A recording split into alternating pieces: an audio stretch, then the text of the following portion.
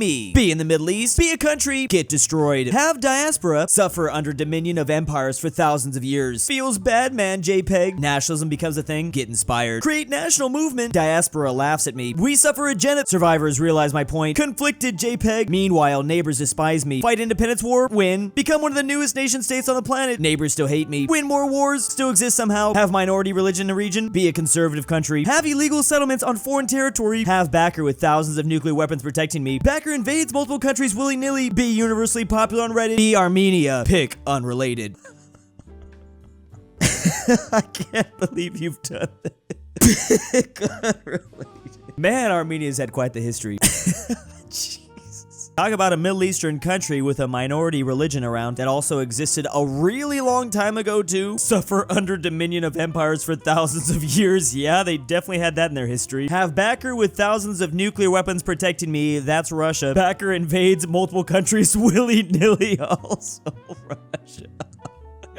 I can't stop laughing at this. What a crazy start to a video. Fun fact, the old city of Jerusalem, in addition to a Jewish, Christian, and Muslim quarter, also has an Armenian one. Yeah, they might not necessarily be winning all those wars, though, like claimed. Her on the first date. I hope he's cute. Him on the first date. What do you think the borders of the Middle East should be? I feel like this is the perfect litmus test on a first date. Don't be afraid to group people with no regard for history or ethnicity. Like, do something creative. Bring back the Mongolian Empire or something, I don't know. Oh, spirit of great Stalin. German tanks are advancing in Kursk. How do I stop them? Oh, Putin here's using a Ouija board. That's an easy one. Ask the US for more lend-lease. And then reinforce the front with Ukrainians. Oh, unfortunately, Stalin is going to provide only tactics from World War II. That stuff doesn't really work here for Putin's situation. But it's pretty good advice otherwise. Ghosts of USSR soldiers confused about which side to cheer on during Ukraine's Kursk offensive. Also confused. No German soldiers. Very confused as well. Whole lot of World War II ghosts that still exist in the Kursk region. But yeah, which sides are the poltergeists supporting? Francisco Franco, after World War II, is the former fascist dictator of Spain at the time. And here they are seeing Germany's about to lose. Oh, real quick, 1 second. There we go. Now he's all ready. Franco here went real quick between almost becoming an Axis member and then, ooh yeah, Team USA during the Cold War after World War II. But you know, to be fair, he was always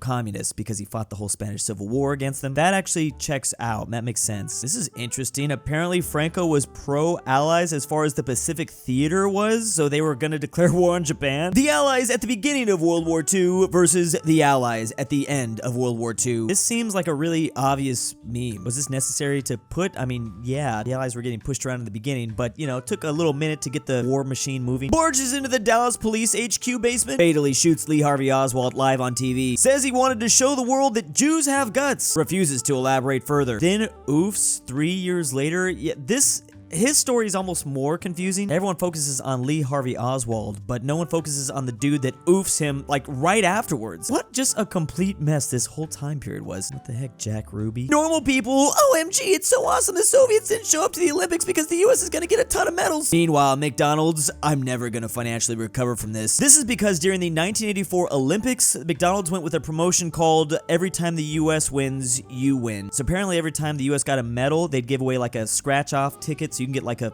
free whatever. McDonald's had scratch-off cards printed with different Olympic events. The cards were handed to customers at concessions in the United States to be redeemed for specific food items. The problem is they predicted the US would win the same amount of medals they won in 1976, which was 34 gold and 94 total. But because the Soviets were involved in 1984, they ended up winning 84 gold and 174 total. McDonald's has claimed it accidentally became the most expensive ad campaign they've ever done.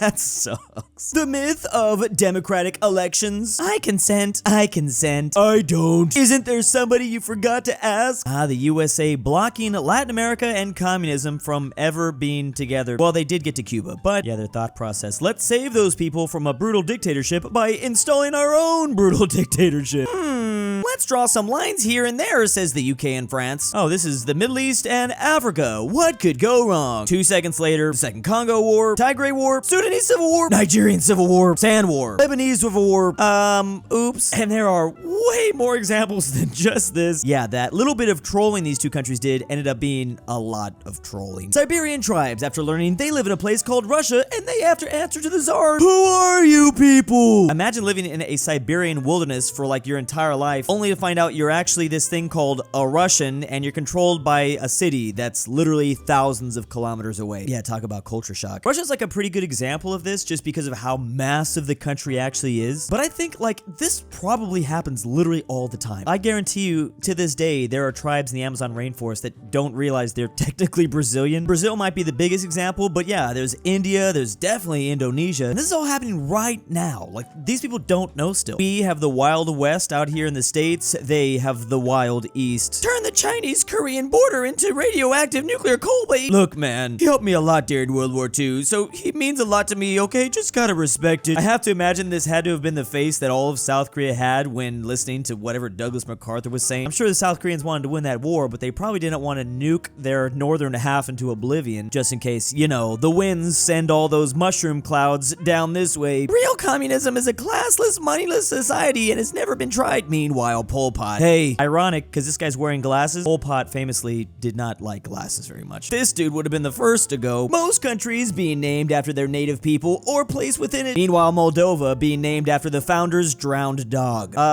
Come again? A bit odd, I will say. Meanwhile, the Netherlands is called this way because it's literally lower lands. I don't know why I've always thought that was funny. Chad Moldova, though, versus Virgin every other place name. Enjoy changing dynasties every 50 years. Guess who's not gloriously Aryan? Enjoy being conquered by Arabs. Allah Akbar. Islam will destroy the world. We will destroy you, inshallah, and all the... His grace, Lord. What's it like to ignore Jesus' teachings and not destroy the unity of the one true church?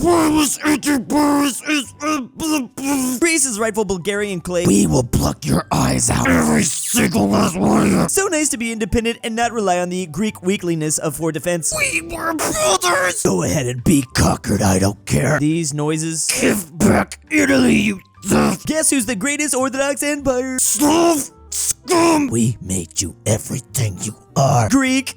Be true Roman. We're more Roman than you. Illiterate barbarian. Us Latins were truly meant to rule the empire of the East. Take off on your outside of you. We're Rome now. Man, it was just too easy to trigger Byzantium or Eastern Rome. One's gotta admire the Greeks for resisting that much, being basically attacked on every front for every 20 years. Now the poor Greek struggle. I want a goth girlfriend, and I want her now. Hi. Get scared. He just like me, for real, for real. To be fair, goth girlfriends, especially from back in the day, would be pretty terrifying. I guess if I claim to not be a Roman, I have nothing to worry about though, right? Italy from the 16th century onwards. I gotta tell you, this stuff's pretty terrific. To many people's surprise, tomatoes didn't actually make it to the Italian Peninsula until rather recently, all things compared. In terms of like the aspect of history, remember they found tomatoes first in America. The campaign of 88 to 89. That's 1788 to 1789. I don't want to be here. Will this message resonate with voters? Absolutely based. She didn't want to do it. Gave up power. I guess it did resonate with voters because the voters allowed it. He didn't actually end up stepping down until 1796 though. George Washington be like, who are you? No time to explain. Just come with me. Holy crap. That's freaking sick. I know, right? Washington would have loved dinosaurs. Remember, we didn't even know dinosaurs were a thing until the 1800s. Anyone before that had no idea. How sad. I don't think I would have gotten past the age of like 5 or 6 if I didn't have dinosaurs. Middle age BS. But here's the dinosaurs in 1850. Here's what we thought of them in the 1920s, slowly evolving in the 1970s. And now here's what we think dinosaurs probably actually look like. It literally comes full circle. It's almost like we instinctually always knew about the dinosaurs and their existence. It's a little bit creepy actually. Like what the heck? Did aliens come down and tell early humans about this and then the stories just kept getting passed down? The year is 1687. Ottomans be like, let's stash all that gunpowder in the Parthenon. Haha, yes, it stood for 2,000 years. They wouldn't dare destroy it. Meanwhile, the Venetians, kaboom! Haha, ancient marvel go boom. Oh, this makes me want to rage. It always hurts when like ancient structures like this get destroyed. And there's so many examples of this happening through history. I mean, it still sometimes happens actually. I freaking hate you and want you to get oofed. I like playing with ships. Oh, this poor little cute German. Yeah, the British really weren't fans of having a competing naval superpower. And to be fair, you can't even blame them. For centuries, they've had to go all in on being the greatest naval superpower, you know, just to be able to actually defend their island here. So the very moment anyone wants to have just as cool ships as they do, they literally lose their mind. I mean, it's like an existential threat. Meanwhile, the Kaiser or German leader at the time just had admiration for the the Royal Navy. He's like, hey, I want that too. I want to be cool. The Wizard Bismarck, overrated as hell, glorified battle cruiser, fails to live up to her namesake. Waits for resources, many parts, over-engineered, goes out on the mission, freaking dies instantly. Goes out on one mission, wow. The Virgin Yamamoto, unimpressive service record, largest battleship ever created, proceeds to get its butt handed to him by a bunch of destroyers, get better anti-air, and at least it had air conditioning, question mark. The Basic Missouri, arguably the most advanced battleship ever built, entered service too late to see significant action, modernized for Desert Storm, including Tomahawk missiles, saw action in both Korea and Gulf War with limited success. The Chad, Texas, last surviving World War I dreadnought, named after the largest state, freak you Alaska, saw service in both world wars, literally flooded itself so that it could oof fascists, and from our, oh, that was the ship, that's right, where they sank it on one side so they could get better aerial projectiles. Finally, the Lad Warspite, the grand old lady, the most decorative battleship only matched by Enterprise. Cool name, refused to get scrapped, longest recorded kill for a battleship. It is the unsinkable battleship. It's funny because so much attention gets put on the Bismarck or the Yamamoto, but arguably we have better examples of like really effective battleships. I don't know, I just like battleships. They're all neat. Giant floating cities in the ocean. The Japanese Navy be like, this is the most advanced aircraft carrier in the Imperial Navy has ever seen, even has an armored flight deck and literally one single torpedo. Wow, okay, I guess it's not that advanced. Can't even handle one single torpedo? Jeez. I think some ships just get pretty unlucky though. Big thanks to my patrons this month. I tried to kidnap Drew again, but he put me in his basement. Help. Drew's Argentinian Grandpa. I can't sleep I'm back, without boys. Drew's voice. Nord, Tiger, Archaeology, aPhatNarwhal, Sarsath, Pavlik, DaBeautiful-MEGAN-Underwood, Fredrik Tibblin, JohnDenver,